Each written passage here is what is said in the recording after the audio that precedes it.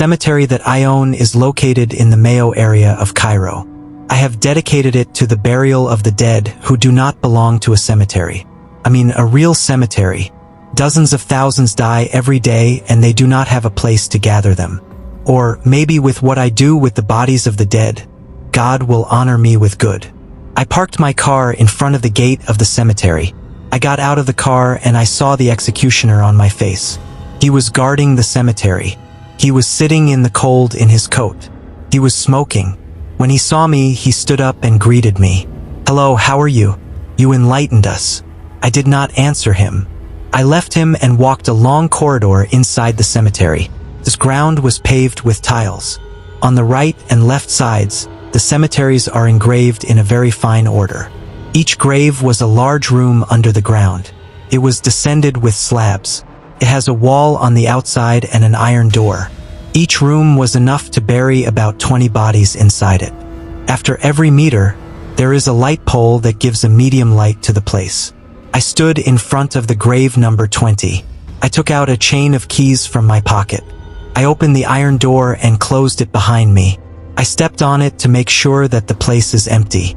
I went down to the ground on a ladder of marble. When I reached the room, I stepped on a button on the side. The grave was illuminated. The place was arranged. It is a box with bullets inside all the bodies. Each box has a number. I looked at the box number 7. When I saw it, I pulled it out a little. Then I put 3 masks on top of each other. I turned off the light, lit 10 candles and set them on the ground. Then I took a small chisel and took out a small knife from my clothes. I cut my left hand with it and left it to bleed inside the chisel. After a few moments, a very small part of the chisel was filled. I put a bandage on it to stop the bleeding. I took out a pen from my pocket. I put it inside the blood. I wrote on a piece of paper with my blood the following words. "Let me warn you. I hope no one hears it in the dark or repeats it, or be next to a candle. Peace, mercy and blessings of God be upon you. I am Olivert James. This is the narrator program. It is a new episode. I think it will be very scary, because it is written by Olivert James. You know James. He does not leave the horror alone. This story extends with us to the next episode. You can consider it a series. I am sure you like this type. I will leave you with it. Let's continue.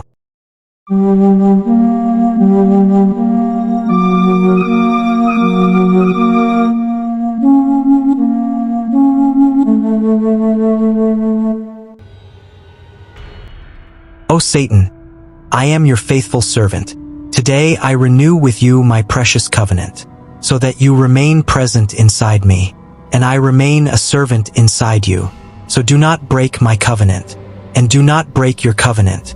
Be with me and free me from the shackles of my arrogance, and renew your soul inside me. After I finished writing these words, I took the paper and applied it 4 times until it became very small. I opened the dead box in front of me. I saw a dead woman in it. She was in her 50s. Her hair was white and her skin was hard. It was as if she had been tortured before her death. This woman was buried today. That means her blood has not yet dried. I approached her slowly. I opened her mouth, which had no teeth, and I put in it the paper in which I wrote my covenant with Satan, the paper in which I wrote with my free blood. After that, I kept waiting for Satan to respond to my rituals and my covenants with him. I began to feel a new wind coming suddenly, and all the candles went out. I became immersed in the darkness, until I found this dead woman torturing me since my morning.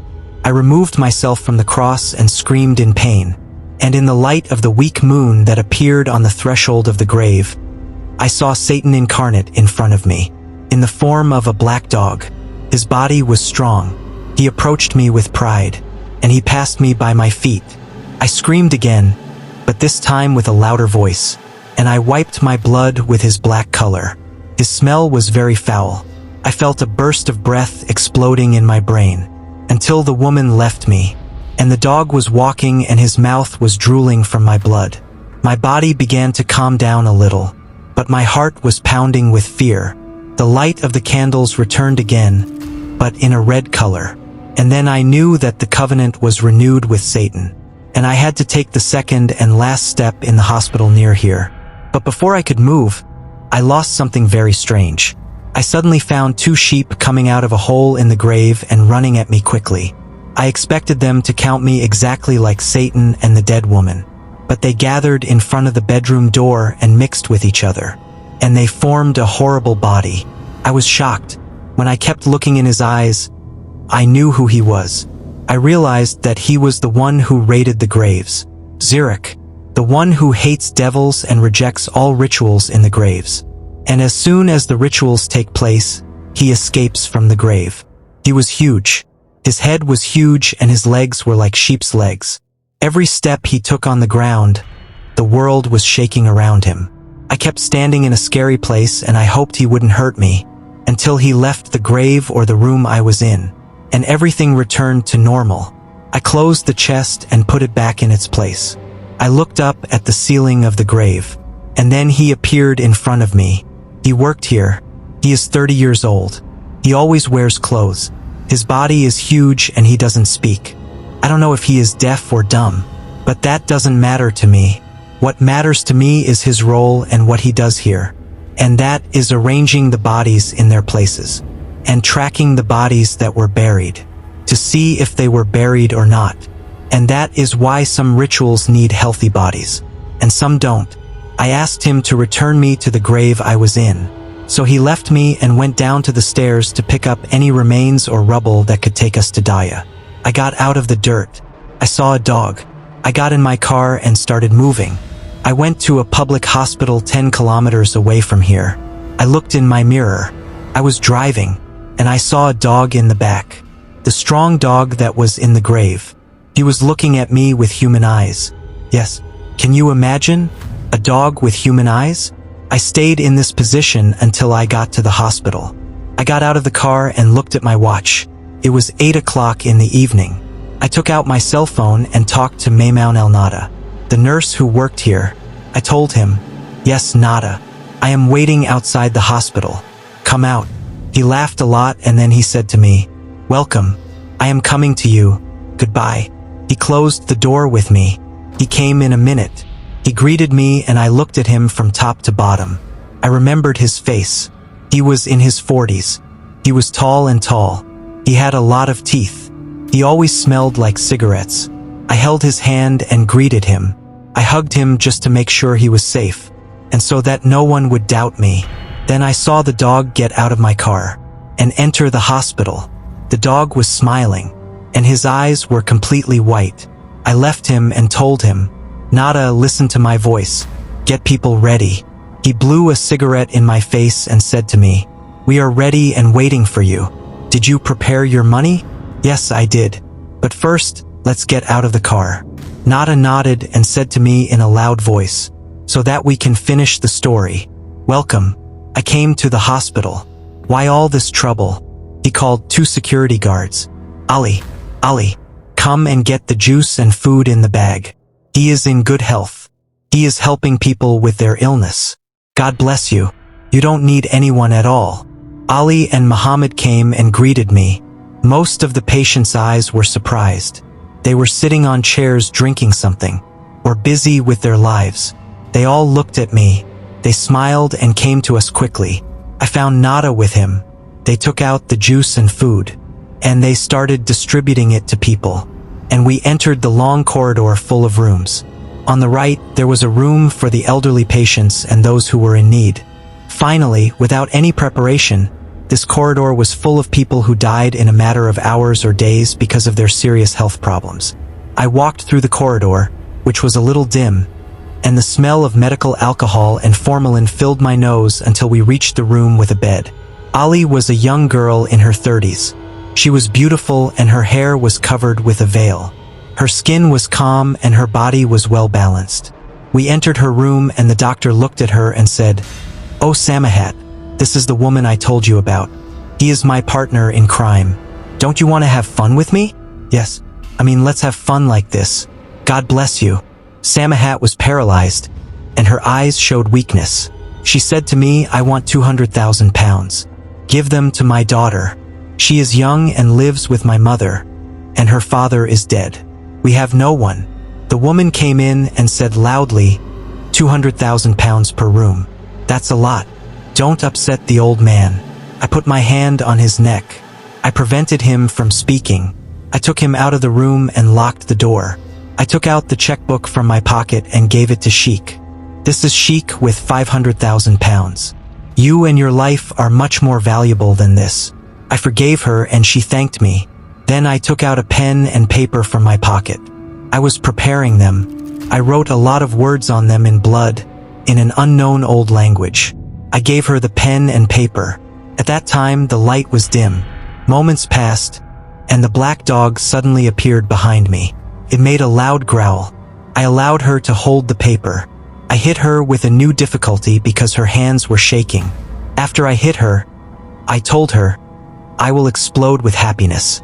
What do you think this is? You are taking your soul to the devil after your death. On the other hand, your daughter will take the money and live with it comfortably. The legend of the case. I forgave her with a firm eye. She told me with difficulty that she could not speak. Yes, my soul. God told me that you will give up the members of the charitable organization. He did not tell me anything like this. It is impossible for her to do this. I laughed and told her, do you think this body will do anything? Your body is nothing. Your soul is worthless. I allowed her to scream and hit herself. Then I found the barking of the dog behind me. I got closer to it. It appeared on the bed. I allowed her to be scared of it. Her body was shaking. She tried to scream, but she did not know. She did not know. The light of the place disappeared. We all drowned in the darkness. I was afraid that something would happen to me when I heard her scream. Suddenly, I heard her fall to the ground. I tried to get out of the room, but the door was closed. I kept knocking on it like a madman, but it did not respond. Moments of silence passed by, the sound of footsteps approaching me. Suddenly, the light came back, and I saw Samahat standing in front of me. Her body had a strange power. Her eyes were white. She scared me, and she kept choking me. I tried to hit her, kill her, do anything, but I could not, and the light disappeared again. I closed my eyes and asked God to save me, but when I remembered what I was doing, I knew it was impossible to save me, because I deserved to burn for what I was doing. What is this? I felt like I was choking. Suddenly, the light came back, and I saw myself standing outside the room. I was knocking on the door, and I saw Samahat's hand, and he was stretching it on the paper. I looked for the dog behind me, but I did not find him. Then I realized that I was imagining that what happened to Samahat would really happen. But not now. But the strange thing is that this is the first time this happens to me. There must be something wrong and incomprehensible. Suddenly, a little girl who was almost 10 years old appeared to her. She was wearing a simple dress and her hair was beautiful. Her grandmother was with her, almost her grandmother. Samahat entered the room and hugged her. I knew she was her little daughter when Samahat came to me and told me that she was the daughter of the sheik. She looked at me from a distance with eyes of regret. She was very sad. I told her, Mom, get up. I want to go home and stay together. Come on. We go to visit Dad every Friday. We do not visit him every Friday in the cemetery. Mom, Samahat said to her in pain. Very close, my love. Then the girl came out in front of me with the paper on her. I hugged her and left. I was happy with what happened and what will happen in the coming days. Before I got in my car, I found a hand holding me quietly. I hugged him and hid. I found the girl's face saying to me with a smile, I left before you fall like every time. I hugged him closely and took him away from the hospital so that no one would notice. I gave him the money. I asked him, Samahat is sick. He laughed and said to me, she has cancer. God forgive us. She went to all the hospitals in the country and we did not find a cure. Her case is delayed. God relieve her. 400, 500, 600, 800, 1,000. God relieve you with this look. Prepare yourself. I will come to you after 10 days. But next time we need another hospital so that no one doubts. Then lower your voice a little with me and the patient. We will not tell the whole world what we are doing. I warned you about this more than once. I do not want to repeat my words again. That's it. All your orders are on top of my head. Saad al-Bashar. We depend on you and you have the right to us. I left and got in my car. I went home in the area of Mayo. My body is tired and I need rest after everything I saw today. I arrived at the villa. It is a small villa with 3 floors and has a small garden, a swimming pool and a wall around it. The door opened for me and I entered and got in my car. Then I went down and opened the door of the villa and entered. When I looked at the place, sadness took over me. I cried. I cried a lot. But then came Sylvia, the Russian maid who lived with me in the villa. She was running towards me. She came up to me and said in her broken Arabic, "How are you? When you go to her tomorrow morning, you will be fine." I told her.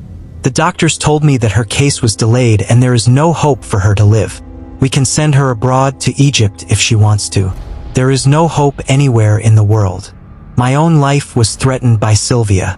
We sat and ate together. Actually, I don't know if Sylvia is a maid who helps me and takes care of me or a lover who supports me in this world and life from time to time. I am lost, but she is a beautiful person. Her body is muscular and her hair is yellow. Her eyes are green and her personality is beautiful. She is a mother, a friend, a lover. There will come a time when she will be my partner. But not now. After we finished eating, we went to my room and slept. I slept for a day and I felt that my 34-year-old years were coming to an end. My long, wide, strong body was becoming weak. My short, black hair became angry with me and fell a lot. Not only that, my body is also white. But I have to sleep. It was 8 a.m. I woke up after many attempts by Sylvia. Then I went to my club where I participate. I changed my clothes and played tennis with a very famous Egyptian actor. His movies in the last few years have reached millions in cinemas. Everyone follows him, the press, the producers, the companies that want to make ads with me. It's all thanks to my experience that I helped them. His great talent is acting. We played tennis for a while and then we stopped to drink water. While we were standing there, I found him telling me, "I want to come to you today, but I have a new job and I need your advice." I laughed and told him, "At your age, I will wait for you at our usual place at night. But be careful, this time it will be 4 times more." He laughed and told me, "I can't be late at all." "Excellent. I will prepare some surprises for you that you will like a lot. You will leave happy. I promise you that your life will change 180 degrees. But for the best, of course." He laughed and told me, "You always have good news and your expectations come true." I told him, "Don't worry, I am always at your service." We continued to play and the actor was very happy. He was happy because he didn't know the bitter truth that I will tell him at night. After I finished playing with him, I took Audie and went to the hospital where my mother is kept after she had a bad colonoscopy. Unfortunately, her condition was delayed for a day. I arrived at the hospital and entered her room. I greeted her and kissed her hand. She wasn't conscious. I felt like I was in a room. I couldn't stop myself and hold myself. My legs were frozen. Then I realized that all the relationships I had with celebrities and football players and politicians because of my expectations for them in the future and my discovery of the facts around them, of those who love them and betray them and those who plan to kill them or get rid of them, were all expectations I could know through my contract with the devil because he sees who agrees with whom, what projects can succeed, what works are hard and will reach people, who hates who wants to work and succeed and who doesn't. But in the end, all of this is fake. There is no need in front of the disease that affects my mother day after day. I kept standing in front of her for a while. Then I followed her to the doctor who was supervising her.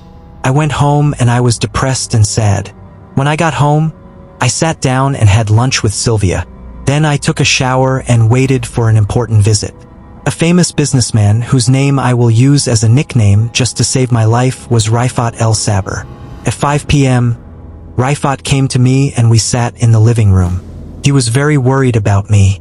He took out a sheet from his pocket and put it on the table and asked me, "Where are the new cemeteries that you agreed with me on?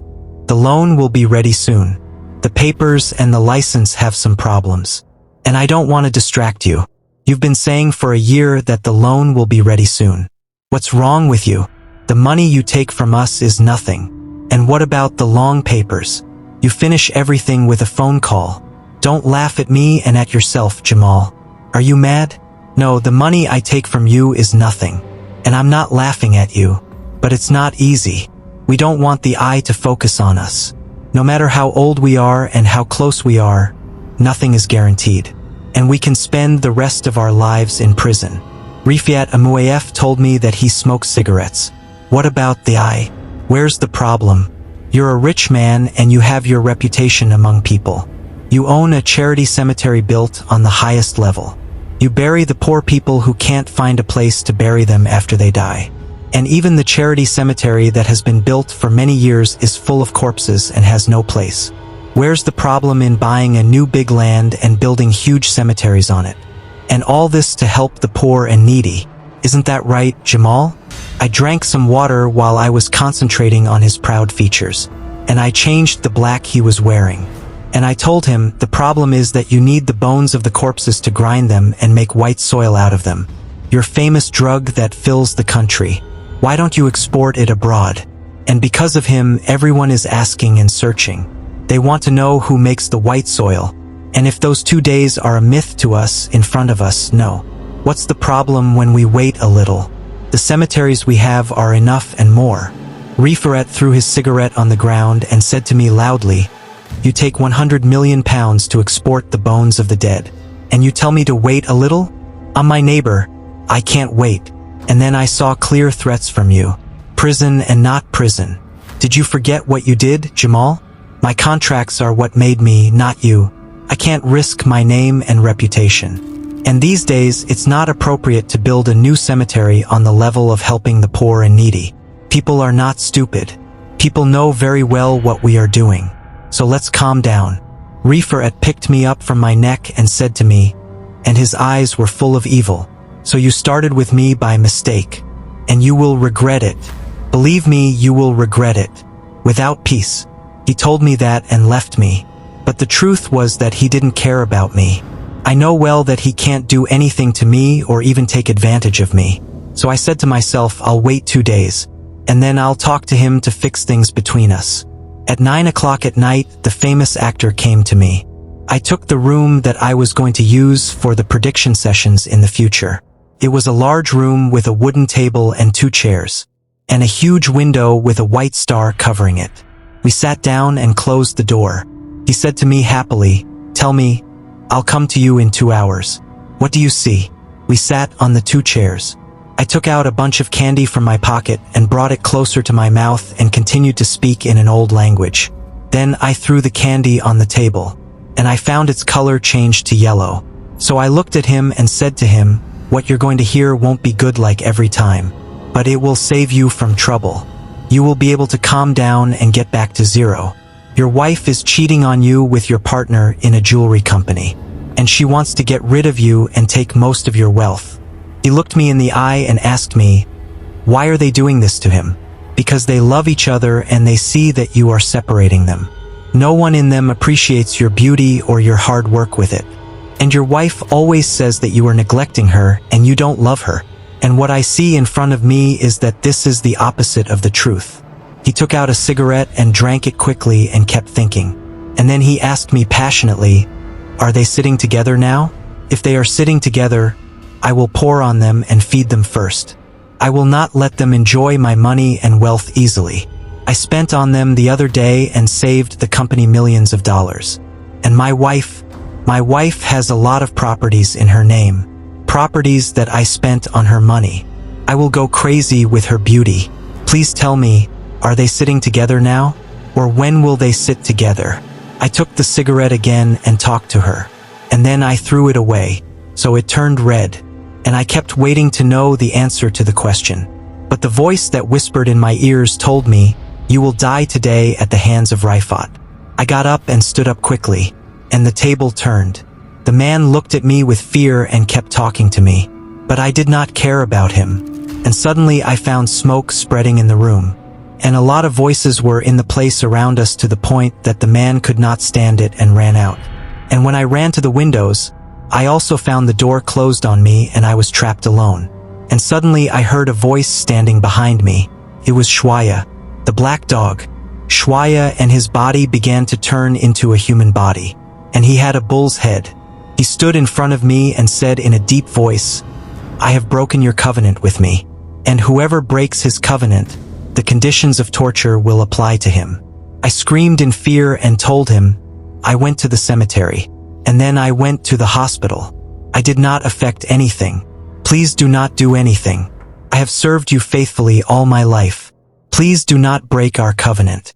I did not finish my words because I suddenly found myself shaking on the floor, and this curse was getting closer to me. He was holding something like an iron hammer. He kept hitting me hard on my stomach, and with each blow I felt a terrible pain. I bled a lot and I was screaming so loud that my throat was hurt. He kept torturing me and turning around me slowly. The temperature of the room was very high even though I was in winter. It was so high that it made the ceiling of the room crack, and anything plastic or weak cracked. As for me, I felt like I was burning. This situation continued and worsened. But suddenly, I found the room changed from the room and I found myself on the patient's trolley. I entered the hospital in which I was working. I saw a man talking in secret to Samahat. He said to her, Samahat was in her health. She laughed and said to him, "The pain in my body disappeared, and I found the cursed looking at my head." I saw him complaining to me for the first time. Then I said to him, "Please give me another chance. I didn't know. And then you didn't warn me that the patient was laughing at me. You didn't tell me as you tell me about the disasters that prepare people of all kinds and colors." He shouted at her and said to me, "Everything disappeared in front of me." I went back to the room and got up quickly. Everything was fine and in its place. I went out and held Sylvia and said to her, "We have to get out of here as soon as possible, or we will die together." She was terrified and lost her mind. So I yelled at her, "Come on, let's pack our important things and get out of here quickly." Within 15 minutes, Sylvia packed the important things in a big bag and we went out. I heard the sound of cars approaching my house. I ran and stood in the security room and saw 3 cars full of big men with masks on their faces, and they were preparing themselves to enter the house. They must be Rifat's men. They are coming to get rid of me now. I quickly took the big bag and Sylvia and we got in the small car and moved from the back door. The door was dedicated to disasters like this. I kept walking until I reached the main road. Since then, I have been following the world so that no one would be watching us. Sylvia tried to understand me, but I couldn't answer her at all. While I was on my way to my apartment in October, my cell phone rang with the number of Taha Al-Ghanem, a friend of mine. He was working with me in the white soil business. I didn't answer for a moment, but when I did, I heard him saying, "Jamal, Rifat al-Sabr was arrested today at his apartment. His men suspect that you told them and he is advising them to bring you and bring me with you too. The coming days are dangerous for us, and if we don't take precautions against these people, we will be gone in 60 minutes. What are you doing, Taha? Run to any place and turn off your phone. Run and turn on your phone, and if you know anyone new, I will let you know. I will run to the place you know. Don't go anywhere. I will call the police. Goodbye." I closed the door with him and my body was sweating with fear. Then Sylvia asked me, "What's wrong?" I told her everything and continued on my way until we reached the apartment.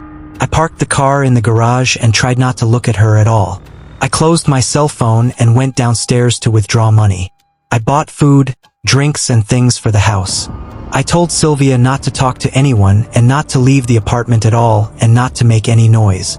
I closed all the windows and told her not to open the balcony at all. For the first time, I felt that I was afraid that something bad would happen to her and that I would never see her again. I kept apologizing to her for what happened, and I promised her that everything would be fine. A day and a second passed, and I was afraid to go down or move from my apartment. A lot of bad feelings turned me into hell forever. Fear of the end of my contracts with the devil. Conscience reprimanding me for what happened to me during all these years. A mother who despises me day after day and whose blood is sometimes limited and dies. I was tired and exhausted and I couldn't do anything but eat and drink and talk to Sylvia about my fears. Then I was sleeping with new difficulties. On the 3rd day I had to move. I had to do a few important things because I had to go to the kiosk under the house, and I called the director of the hospital in which my mother is quarantined and I told him that my life was in danger and that I had to come at night because of the appointment that ends at 7 p.m. He was one of my mentors, and whenever I offered him services he agreed and welcomed them over the years. He arranged everything for me to see my mother, but he told me a sad story. I don't want to worry you, but this might be the last time you'll see your mother. Her situation has become very difficult and she can't even live, and because our relationship is strong I tell you that her being on leave is just a waste of time and money. I cried over what he told me and I told him that I'll come to you at night, doctor, and God knows what's wrong with her. I went to my house, I changed and waited, and at 8 p.m. I got in my car and took an Uber, and I was wearing a cap and a big earring, and I took off the medical glasses I was wearing, and I was wearing sunglasses, and when I got there I saw a car that looked like the cars that entered my house, so I guessed who was in it, and I knew they were waiting for me, so I told the captain to enter the hospital garage from the back door, and in the garage I thought of the captain, and I went to the first floor and I saw the hospital director, Dr. Allah. He hugged me and said, "Are you okay?" I said, "Yes, I want to see my mom as soon as possible." He said, "You have to wear these." Dr. Allah gave me a doctor's uniform and his name was Ali Al-Taib, so that no one would suspect her, and he told the nurses and doctors to do everything for me, and the plan worked. I went to her room and sat under her feet. I kept looking at her and I cried and I talked to her. I know I made a lot of mistakes in my life, but life is hard and I need to run so hard that if I don't run she won't run after me, and she will leave me like the train leaves the passengers who are late. I want to run. I want to tell her I'm sorry, forgive me. I want to prove to her that I didn't affect her, and I tried to save you from your illness, but the doctors told me that there is no hope. I love you so much and I don't want to forget. I tried so hard since my father died, and we are in a difficult situation, and now I stopped talking to my mom because of my illness, and suddenly I found that the light is dim and the temperature is increasing and everything around me so much that I couldn't see, and suddenly I found a man in front of me, and he was naked and his head was naked, and he kept looking at me with angry eyes, and I could see that his body was burning, so I opened his mouth and I heard a scary sound. Then he appeared on the wall in front of me, because there were only 2 hours left and the 3 days that he gave me will end, and with the end of the time my life will also end. I have to act somehow. There is no time, but I have to live somehow. I didn't think for a long time. I took the paper out of my pocket and the pen. I approached my mom, whose body was weak. I put my hand on her neck and made sure that she was still breathing and her temperature was normal. Then I put the pen in her hand and put it on the cold paper, so that after her death her soul will belong to the devil. And even though I did that, the devil still looked at me with anger, and the temperature of the place was increasing, and the fire that was coming out of him was increasing more and more. He pointed his hand at the 2 hours left, and the seconds were stealing them and stealing the time. He started getting closer to me with steady steps, and I was suffocating, terrified and agitated. I stretched my hand and turned on all the devices that my mom had, and as soon as I did that the devil disappeared and the light returned to the place. But my mom's body was shaking and trembling, and in a few seconds she was completely calm and died in peace. I looked at her with guilt and regret, because she didn't raise me well. She made me a merciless monster and can get rid of people in a few seconds. And after her death I kept crying,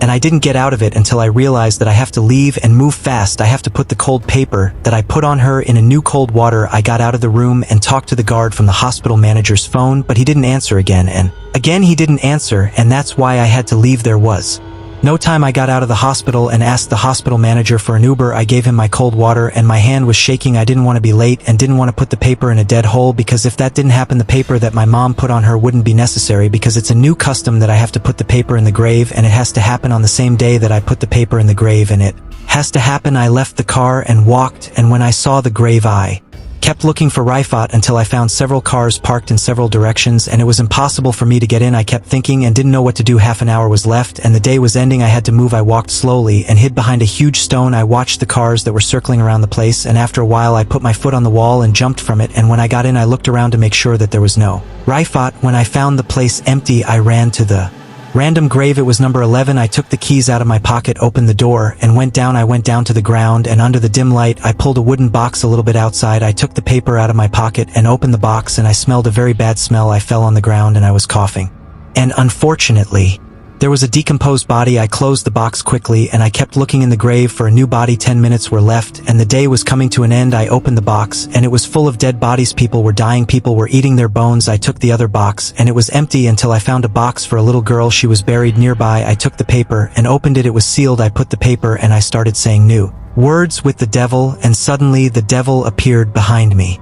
And he was still angry with me. He shouted loudly. The place shook around me and began to collapse on me. I ran out of the grave, and before I went up the stairs a stone fell on my left hand, and from the severe pain I shouted loudly, and from the severe pain I knew that the men of Rifat were coming to me. I tried to run, but the stone was heavy. I kept shouting and I barely pulled it out, but my hand was still tied, and I heard a fire from the door of the grave, and the devil's voice was shouting. I tried to close my hand, but I couldn't, and at that time there was only one solution. I took out a knife and I put it on my hand. I took off the jacket and I put it under my teeth, and then what? What do you think will happen? I don't know, I might be expecting, but if the plot continues and things change, I won't expect. You can write your expectations in the comments section and tell us what will happen in the next part 1. I'm very excited for the next part 1. Thank Olivert James for the story, and I hope you liked it. Like and share, write your opinions in the comments section, and tell us what do you expect in the next part.